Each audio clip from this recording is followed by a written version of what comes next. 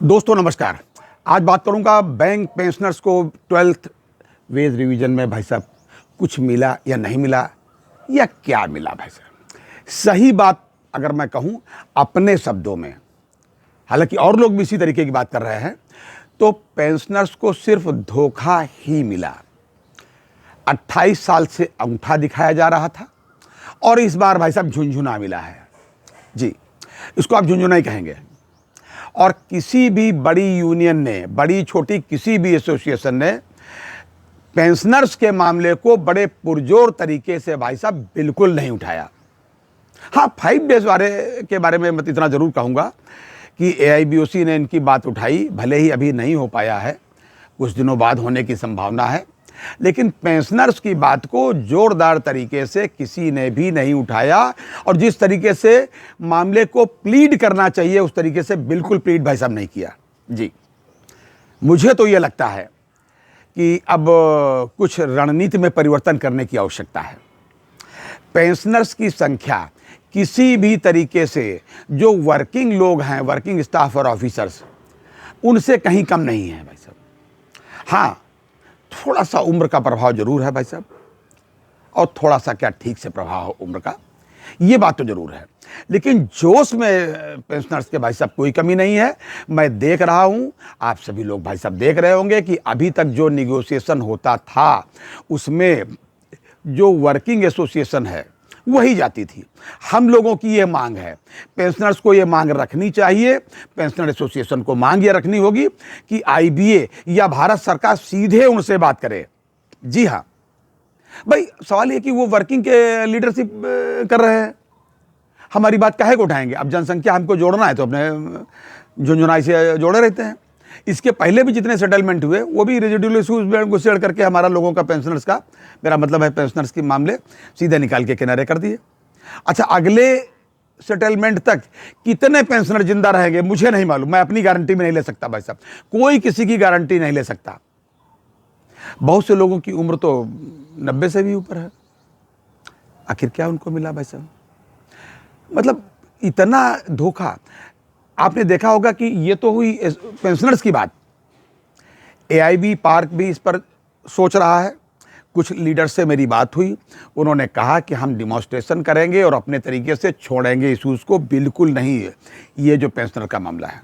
जी, और मेरी अपनी बात अगर है तो मैं तो आपसे निवेदन करूंगा कि अब हम लोगों का ध्यान पूरी तरीके से MC सिंगला साहब के केस पर ही केंद्रित हो जाना चाहिए, बिल्कुल चिड़िया की आंख की तरीके से। जी हाँ, हालांकि जो वर्किंग एसोसिएशन है, विशेष करके मैं नाम किसी को नहीं लूँगा, AIBEA का तो बिल्कुल ही नाम नहीं लूँगा, कि इन सब लोगों ने डैमेज करने का पूरी तरीके से प्रयास किया, बल्कि उनका व्यक्तिगत नाम कह लें, सीधे सीधे UFBU की बात करें। क्या क्या वो एफिडेविट दे रहे हैं भाई साहब। स्थिति यह है कि बिना किसी पेंशन अपडेशन के, बिना 5 डेज के भाई साहब 12th वेज रिवीजन आपका साइन हो गया। इनके लिए तो 6 महीने मिल गए कि भाई 6 महीने के अंदर या जितने दिन के अंदर भाई साहब है ना, 7 दिसंबर से ये जो सरकार नोटिफिकेशन कर देगी तब हो जाएगा। चलिए, 2015 में भी इसी तरीके से हुआ था जब दूसरा और चौथा शनिवार की बात हुई थी। लेकिन पेंशनर्स के मामले में तो कुछ है ही नहीं उसमें, केवल इतना है, ये जो भिक्षा, माफ़ करिएगा, वही जो एक्स ग्रेशिया है, ये इसी 5 ईयर्स के लिए है। कितनी है क्वांटम आपने देख लिया, 1800 रुपया कैलकुलेशन से ऊपर नहीं आएगा। जो बहुत पुराने हैं बेचारे, नवे सेटलमेंट वाले, उनका थोड़ा सा ज़्यादा हो गया, लेकिन ज़्यादा का कोई मतलब है नहीं भाई साहब। उसका रिवीजन होना चाहिए, भिक्षा का कोई मतलब नहीं। क्यों नहीं, इन प्रिंसिपल भी सारी बात सही भाई साहब है। जब सीधी सी बात है कि रिजर्व बैंक हमारा सबका बैंकों का बैंक है, वहाँ 5 डेज वीक भी है, वहाँ पेंशन रिवीजन भी है, नाबार्ड में 5 डेज भी है, पेंशन रिवीजन भी है। हमारे यहाँ नहीं है भाई साहब। क्यों नहीं? हम भारत के नागरिक नहीं। एक देश एक कानून की बात हमारे माननीय मोदी जी कर रहे हैं। हम तो ये कहेंगे सब लोग MC सिंगला के मामले में, MC सिंगला साहब का जो केस है उस केस पर पूरा जोर लगाए, और जो लोग भी इस केस को देख रहे हैं उनको तन मन धन से पूरा सहयोग दें, मानसिक रूप से भी दें भाई साहब। जी, और बाकी जो एसोसिएशंस हैं वो अपनी लड़ाई उनके भरोसे नहीं, खुद के भरोसे, और जितनी भी रिटायरीज एसोसिएशन है सब एक तरीके से एक साथ कॉमन मिनिमम प्रोग्राम, और मिनिमम प्रोग्राम केवल इतना है, मिनिमम कम से कम केवल इतना पेंशन अपडेशन, एक कार्यक्रम चलाए।